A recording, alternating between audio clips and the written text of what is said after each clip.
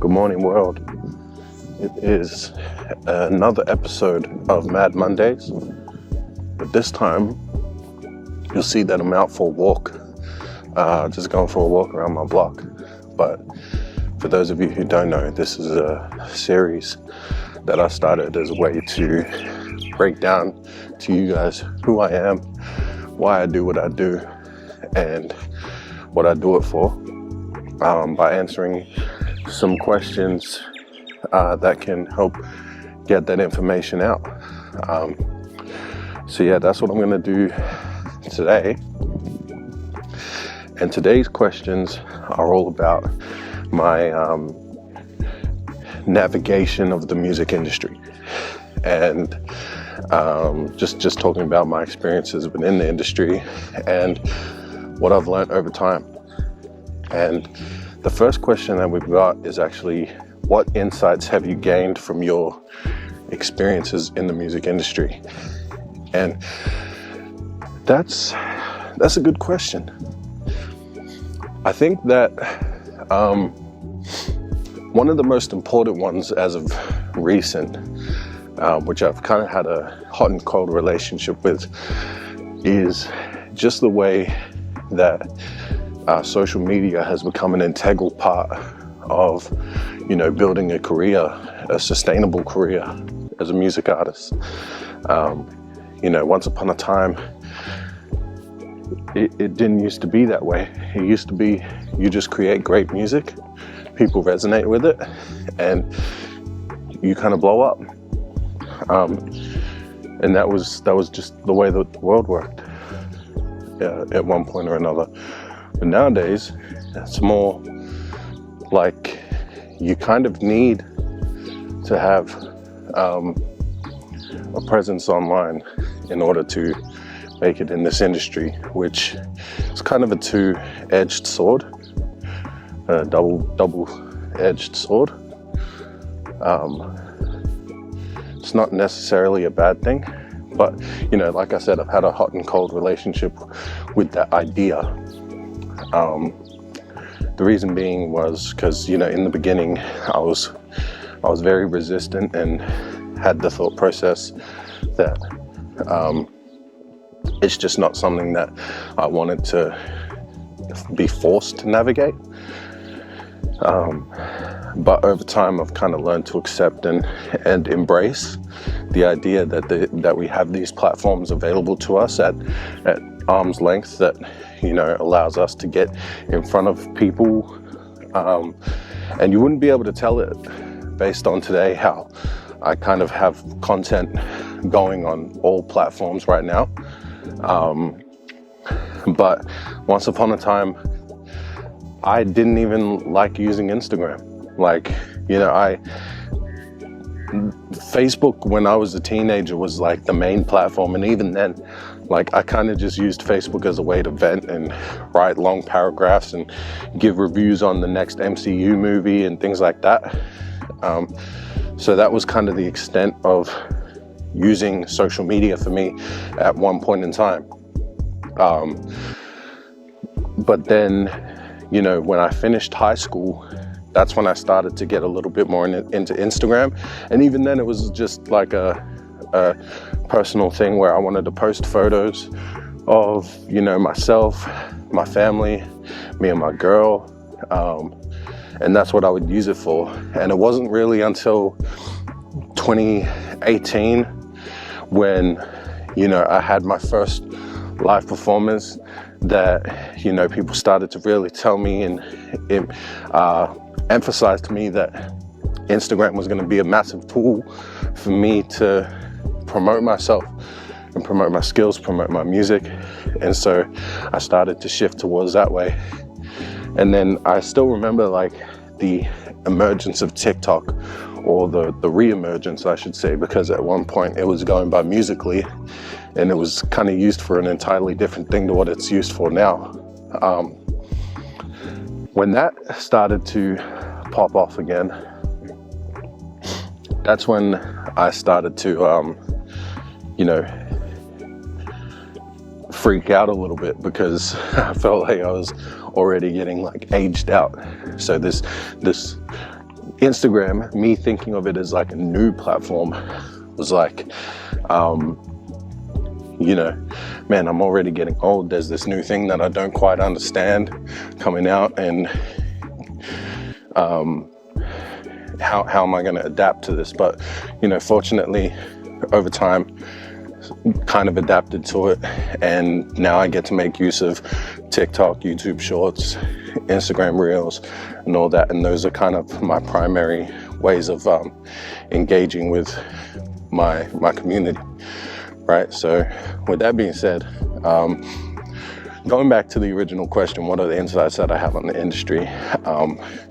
I do fully understand the importance of social media and using it, and that's one of the biggest insights that I've gained over time, you know, being in the industry, is the fact that, you know, we live in a day and age where we can put out statements, video statements online, whether it's promoting new music, promoting ourselves, talking directly with our fans, or, you know, talking about anything and everything, just for the sake of it.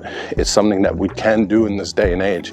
And, you know, my insight is that, you know, I think about the past, and specifically times like the 50s or the 60s, right, where the only way to kind of build a name for yourself was to go around physically to all of the record labels, the radio stations and things like that, and give them a physical copy of your songs.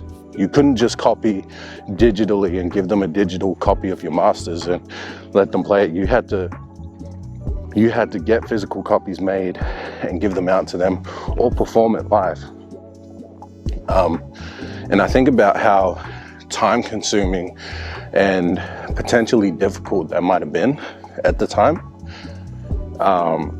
Whereas now we have access to things like SoundCloud, which people have been making great use of for like over a decade now. We have platforms like DistroKid, TuneCore, United Masters, all the distributors that allow us to get onto these major streaming platforms and earn royalties from Spotify, Apple Music, and those platforms.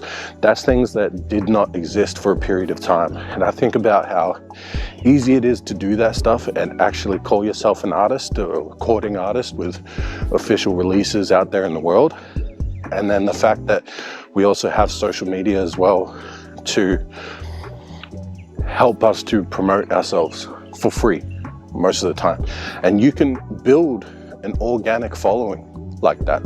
And if you have a little bit of capital, if you have a little bit of money saved away, you can also put money onto promoting yourself, boosting your posts, just to get out there and get past your immediate following and get new followers, get new fans, and tap into new audiences, target new audiences, which is something that I'm aiming to do sometime soon, if I can secure some funding, is, you know, build upon my growing audience in the Philippines, for example, or my growing audience in New Zealand as well, and just see if I can expand on the listening audience that I've built over there so far. But again, what I'm trying to get at is, my insight is that that's something that we weren't able to do just a couple of decades ago.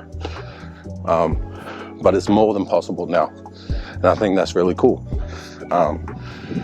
So I feel like there's probably more that I could say for that question, but I'm just going to leave that first one there and move on to number 2, which is, how do you navigate the challenges of being an independent artist? Okay, that's a really tough one. How do I navigate the challenges of being an independent artist? I think I've kind of touched on this a little bit previously, but I really struggle to navigate the challenges of being an independent artist. And what are some of the challenges that I face? I mean, the main challenge for me is the fact that I don't have any investors. I don't have any financial backing. A lot of what I'm able to do, I'm doing off the skin of my own back. I'm doing without I'm doing it completely with all of the pressure of having to raise a family as well, having to maintain a full-time job, having to do a lot of these things, not knowing where my next meal is going to come from. And that's not me being dramatic either. Like, I've had release dates come up where I'm behind on rent, like a full payment behind on rent, and yet I'm still trying to navigate my next release.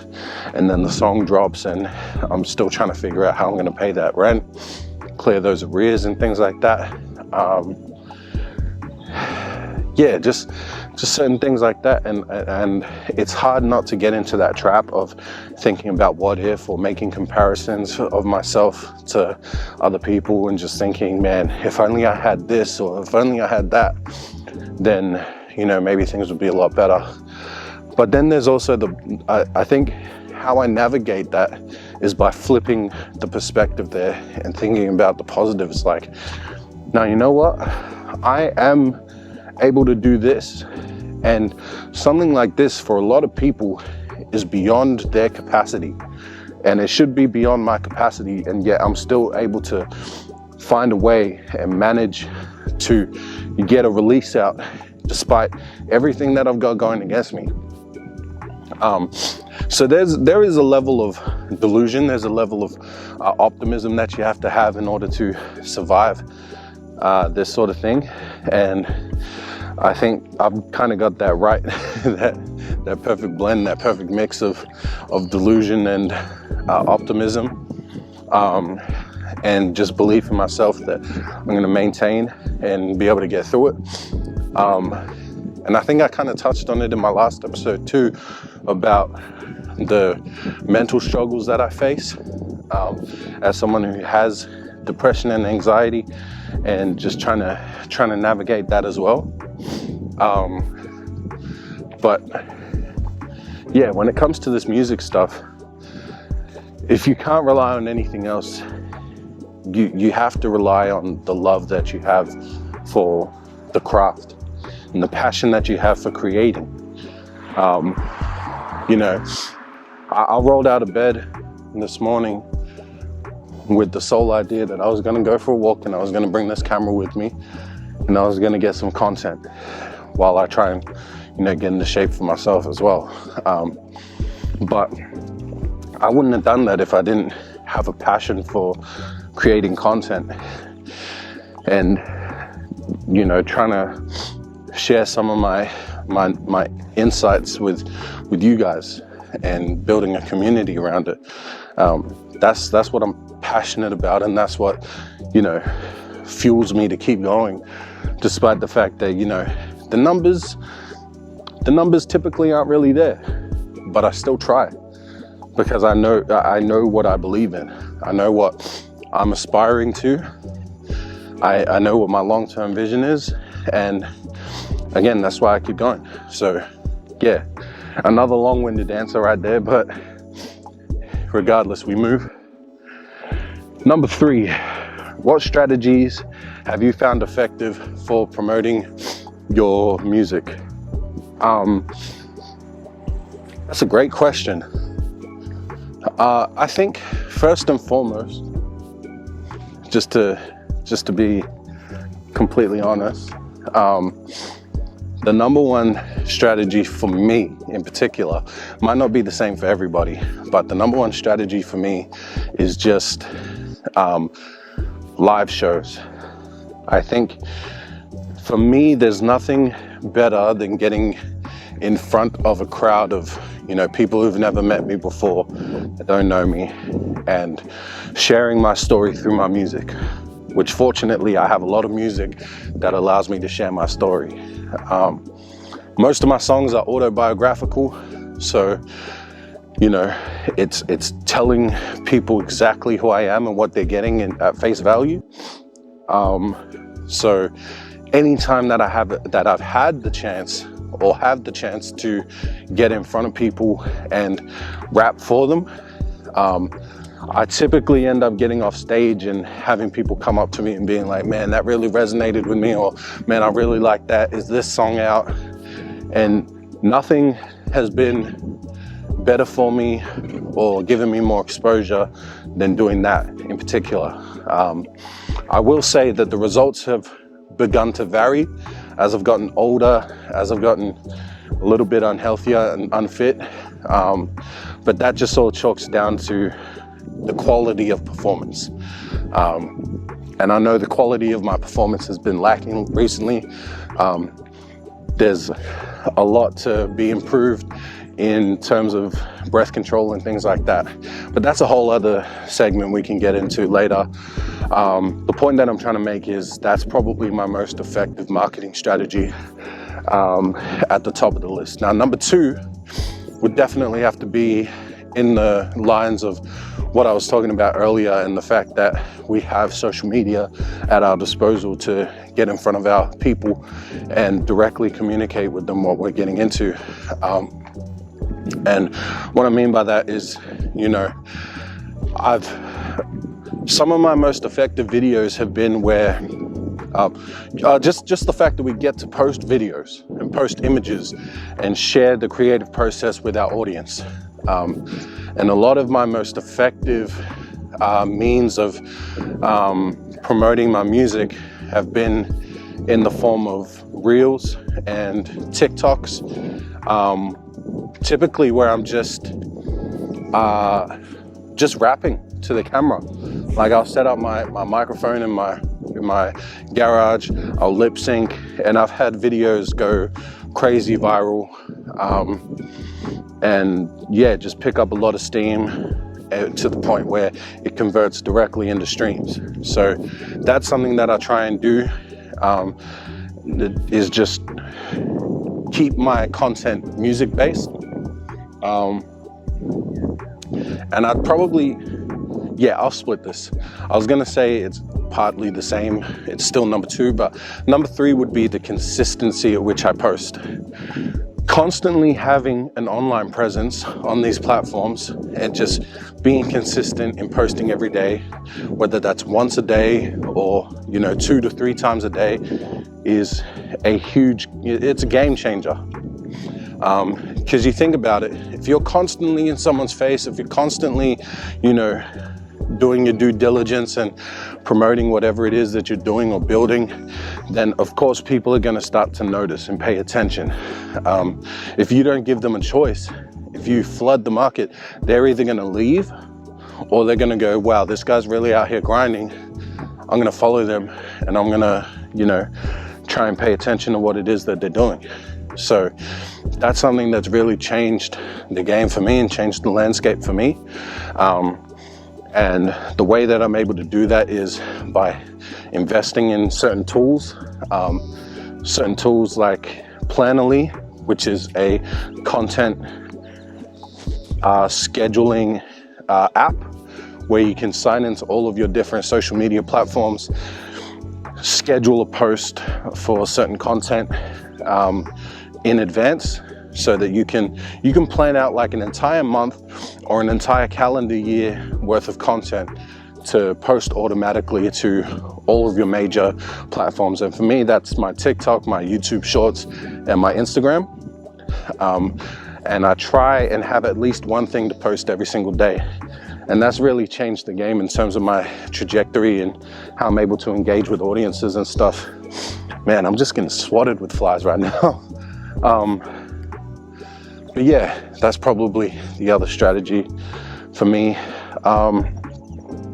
Something else that's a little bit more rare for me, but I know has made a huge difference, is, trying to find different platforms to react to my music. And again, I say that's very rare, but anytime that I've gotten someone to react to my music or do something to my music has been really beneficial for whatever song I'm promoting. For example, my song Be Like That. I remember I performed it live at this one event and it really resonated with someone who was in the crowd. And the next morning I woke up, or not next morning, but the next week or so, I woke up to a video that person had filmed where they were dancing to Be Like That. And that dancer's name was M.A.D. Hopefully I'm pronouncing that right, bro.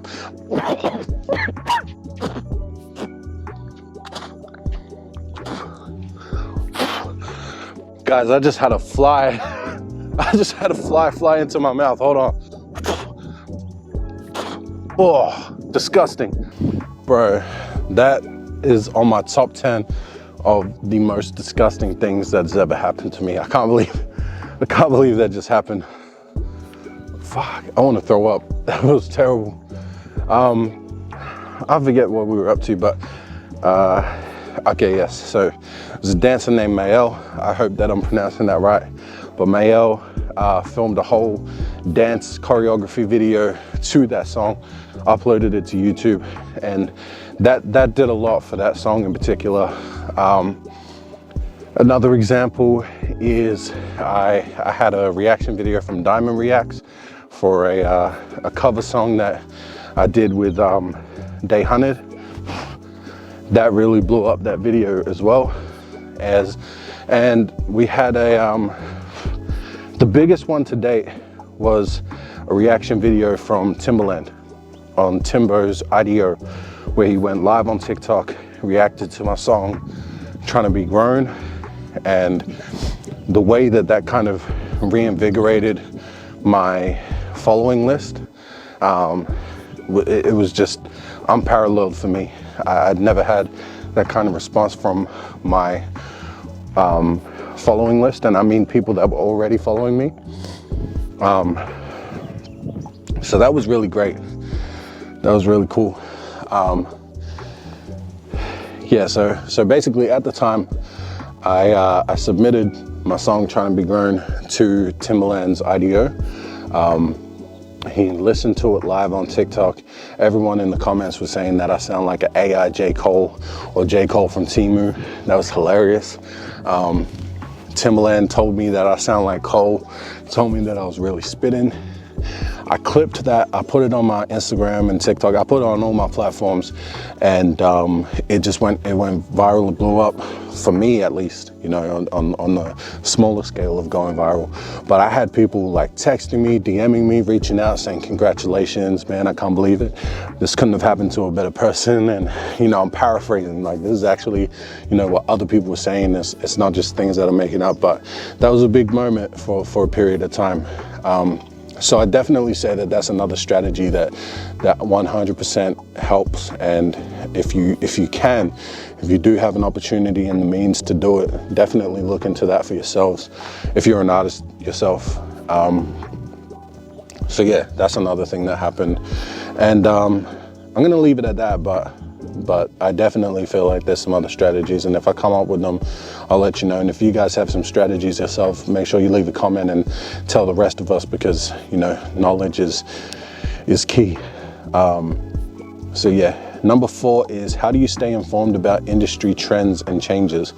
I'm really a chronically online human being. I find myself online all the time, just kind of like doom scrolling, which is kind of a bad habit, but I will say it's got its benefits. As much as it has its doubt, it's definitely, as much as it has its cons, it's definitely got its benefits too. So I'm just constantly online looking up different stuff. I follow a lot of artists as well. Although I will say one thing that I've been trying to do recently is try and curate my following list to be artists that are in similar positions to me. You know, because at one point in time I was following, you know, any artist that was seemingly independent, but then I also had to think about, like, what do they represent? What is making them successful? How are they different to me? And a lot of it, you know, I at one point in time I had to kind of unfollow all of the girls that I was following, that, you know, just because they're independent artists. I don't want this to come off as rude. I mean this in the most sincere way possible, but a lot of artists unknowingly have pretty privilege, or maybe they do know it, but pretty privilege is a real thing, and it's not something that I suffer from. It's not something that I benefit from. I don't have pretty privilege. So I kind of had to go through my following list and be like, all right, they don't reflect me as an artist, so I have to unfollow them. And it's not just that characteristic. I didn't just go through my list and look at all the pretty people and go, no, I'm not following you anymore. But I had to find these different characteristics and be like, all right, they don't reflect me, so I'm not going to follow them anymore. And I had to focus on artists that do reflect me. You know, artists that are male, that make similar style music that I make, and also are trying to do this independently with kids. And that's how I ended up finding artists like Nick D, Connor Price, La Russell specifically, because they're not only being independent artists and doing it independently, but they've already achieved my level of success, which is to be an independent artist, doing it full time and making income off streaming and things like that. And then what allowed me to, you know, because I'm following them, another thing that fortunately they do is share their knowledge, share their experiences, so that I can then build my own blueprint based off of their teachings. La Russell in particular, like a huge reason why I got into doing this and, you know, filming a lot more content and being a lot more open about who I am and what I'm going through, is because La Russell's constantly posting every single day. His team follows him with these little DJI Pocket Osmos and film every interaction that they have, whether they have meetings with TikTok or they have live shows coming up, they have dress rehearsals, they have sound checks and everything. They're constantly filming it and they upload it to their YouTube channel. So you kind of feel like you're a fly on the wall when you're watching their content. So yeah, that's a huge way that I'm able to stay up to date on the trends, is because I'm watching people in real time navigate those trends themselves. And I'm able to pick up on what works for them, what doesn't work, avoid what doesn't work, and double down on what did work for them. Which again is a huge reason why I'm doing this, because I can capture content in bulk, I can cut it down into short form content, and then consistently promote myself every single day. And that kind of feeds into that other marketing strategy that I brought up before about being consistent online and consistently having an online presence. So yeah, that's pretty much how I'm able to stay online. And what I'm trying to navigate now is trying to ensure that, you know, I'm feeding that habit in a positive way, in a good way, that's not going to negatively impact my progress. And the way that, you know, my progress gets negatively impacted is when I'm doom scrolling and I'm just consuming content that doesn't have any musical or creative benefit to me, right? So if I'm going through Instagram and I'm just coming across skit after skit after skit that, you know, while it's funny and entertaining, I need to kind of remind myself that I'm an entertainer first, and I need to, you know, as bad as it sounds, it might sound egotistical, I need to get myself out of that sphere of watching other entertainers just entertain and get back to, you know, watching people that are teaching me something and giving me something valuable, or learning something from other people that is going to benefit me on my journey. You know, and again, I know that might sound a little bit egotistical, or might sound like, you know, I'm kind of not supporting other creatives, but the fact of the matter is that I know what I'm after, I know what I'm trying to do, and it's just one of those things where you got to lock in. Right? Like, you know, we don't scold basketball players because they choose to, you know, do a training every single night instead of going out to parties or hanging out at their friend's house playing Call of Duty. We commend them because they're making that sacrifice to be greater at what they're aspiring to do. So that's essentially what I'm trying to do here.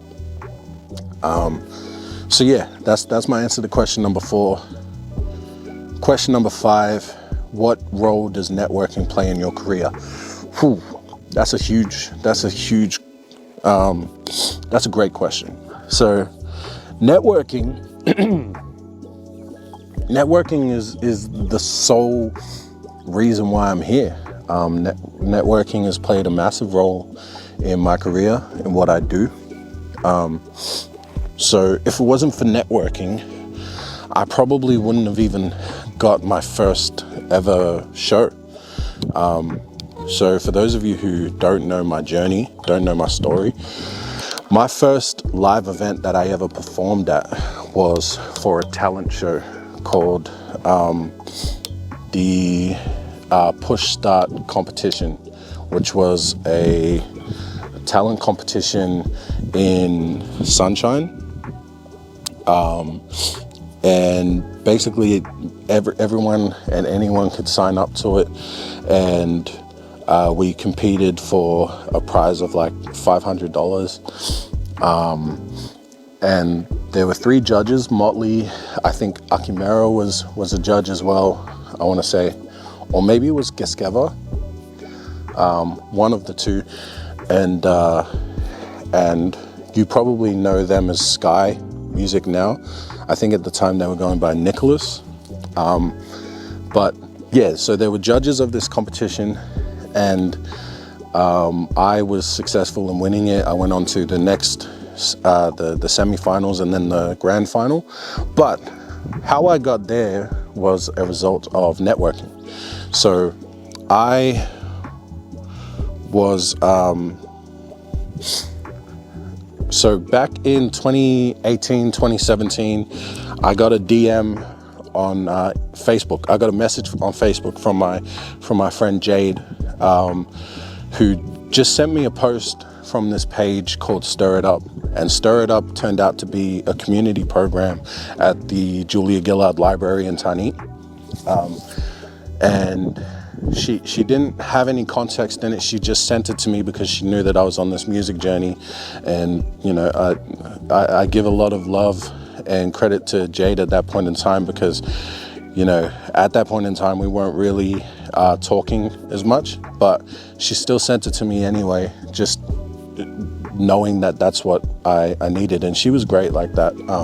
For those of you who don't know, she passed away in I want to say 2019 or 2020 or something. But she was amazing like that for me. She got me a course in warehousing fresh out of school so I could get in the right line for work and things like that. She was always looking out for me like that. Anyway, she sent me this DM for this community program. I went to that community program. I met NASA, or Dennis Penelligan, for those of you who don't know. And NASA hit me up with all these resources. That program ended up turning into a film shoot for a short film called Talent Show, where I was the main protagonist. But it also doubled as my very first music video for a song called An Unexpected Variable, which is up on YouTube now if you want to go check that out. But yeah, we watched that. We created that through Stir It Up. But NASA almost also put me in contact with Gab's colleague, or Homeboy G, for another program called Benchmark. So during this period of time, I was going to both of these programs, just picking up knowledge. And Benchmark was great because I was learning how to perform live and write bars and count bars and things like that, which, you know, I kind of already had an idea of, but you know, it was just great because now I had a space to refine and learn from other people how to do it. And then Gabs told me about this talent show that was coming up called Push Start, that was being ran by his friend Fofo. And Fofo, shout out to him, is also like from the ends as well, but he was another contact that I got put in. So just there we have like 3 degrees of separation, or four. So starts with my friend Jade, and then I meet NASA, and then NASA puts me in contact with Gabs, then Gabs puts me in contact with Fofo. I go and do this show, and now I'm in contact with Motley, I'm in contact with Sky, Geskeva, and then and so on and so on. So the point that I was trying to make with that anecdote right there was just the fact that, you know, all of this, the reason why I'm even here talking to you guys is because of that one message. And that is networking, right? Because we go from point A, being me, to Jade, to NASA, to Gabs, to Fofo, and so on, and we build this huge web, and this it's just amazing to me every time I think about it. Like, it all starts from that one DM. So yeah, that's where I'm at. Just give me a second. But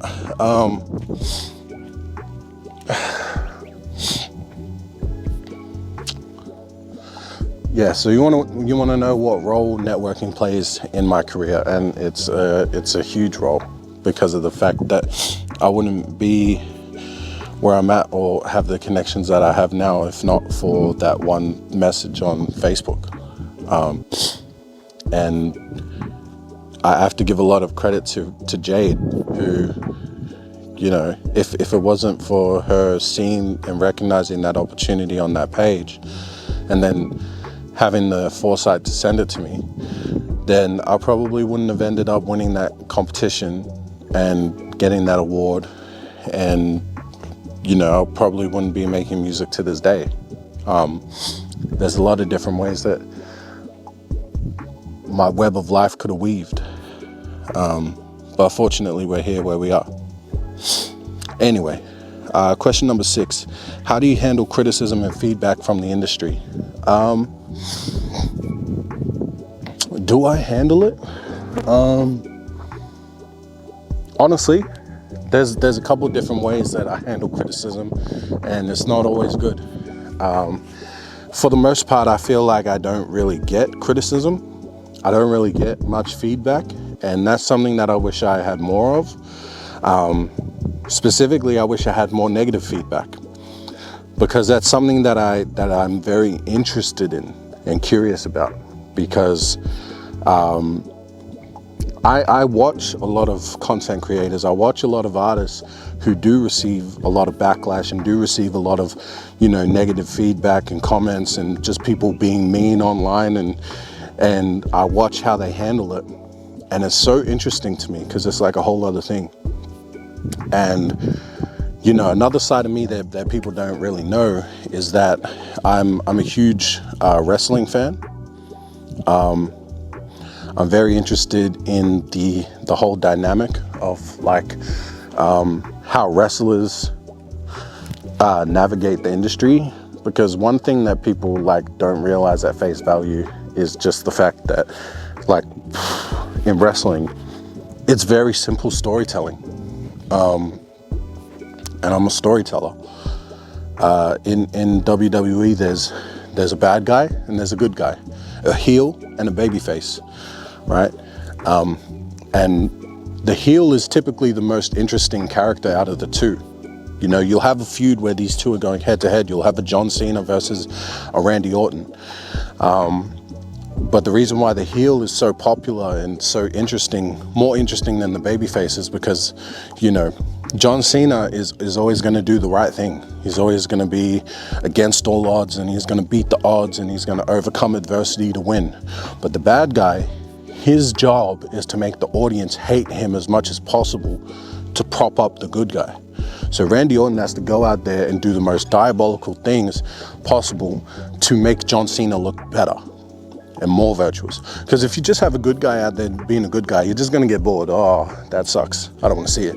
But if you have him in contrast to a bad guy, and that bad guy is doing everything in his power to make you hate him, then that's just going to make you desire the good guy even more, or want him to win and succeed even more. And the reason why I bring that up is merely for the fact that it's such an interesting thing where you kind of have to feed into that negative energy that you're receiving, right? Because, you know, if you're having bad guys, if you're having people in your comments all the time telling you that you're horrible and everything like that, but your job is to then fuel that even further. Actually, I don't know if this tangent works. What am I trying to get at? Look, I don't have enough of a reference pool to tell you how I handle negative feedback. I can tell you that I don't handle positive feedback well either. You know, whenever I have a post that's doing really well and I've got comments on it like telling me that this is fire, or, you know, I really mess with this song and I can't wait to hear more, I typically revert to the same responses, whether that's, you know, appreciate it, bro, thank you, fam, much love. Like, I suck at coming up with a genuine response, and honestly, those responses are pretty genuine to who I am. But I wish that I had a better way of, you know, responding in a more genuine and unique way to each comment that I get. Sometimes I'll get comments that are a little bit more in depth and I can actually form a different response. But that's definitely something I'm trying to get better at. I'm trying to get better at, you know, responding in a more in-depth and detailed way. But yeah, I think that's pretty much all I have for this lesson. And if you guys want to hate on me more, by all means, give me some more hate, man. I need it. I need the practice. I need to learn how to get better at this stuff. But yeah, the final question that I have here is, what advice would you give to new artists entering the industry?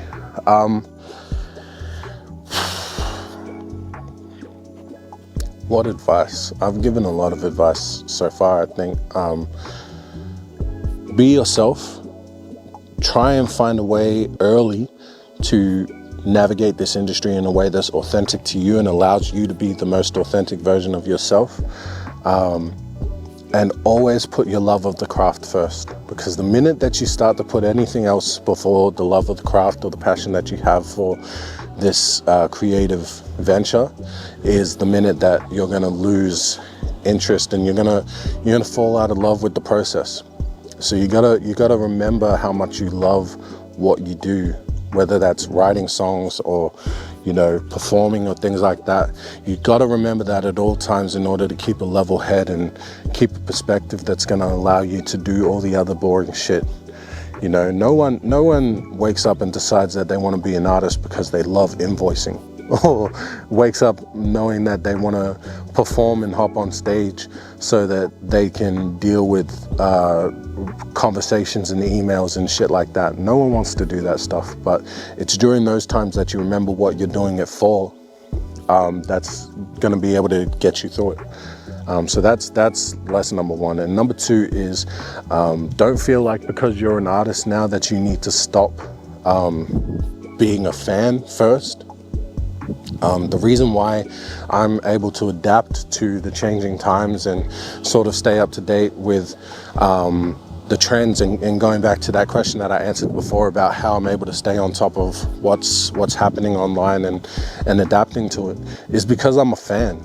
It's because I'm still a fan, and I'm still, you know, so excited to consume content from La Russell or Connor Price or Nick D and Russ and all of them, is because, you know, because I'm a fan of them, and I want to see that stuff. I want to see the journey. I'm invested in their journey and their success, and because of that passion that I have for viewing their content and consuming their content, that's what keeps me going back to wanting to learn more from them. So don't forget to be a fan first. Don't forget that you started as a fan, and you don't need to stop being a fan now just because you're a creative yourself. And those are probably the two biggest pieces of advice that I have for anyone who's starting on this journey. And I hope that you gain some insider knowledge from me based off of that. I know that, you know, I rambled a little bit at times and I went off on tangents, but again, if you guys are watching this and you guys want to ask me some more questions, you have some questions that I didn't answer in this video or any of the other videos that I've posted so far, please ask me down below, and I'll, you know, make separate content for it.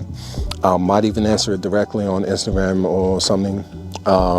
But yeah, I really appreciate everyone who's following me so far, and you know, I'm gonna keep continuing to do this until we've reached our goal, which is to be doing this full time and to have a community of people that think the same as we do, like-minded individuals. That's what We Move is all about. That's why I am Nomad222, is because of you guys, and I really appreciate it if you guys are viewing this.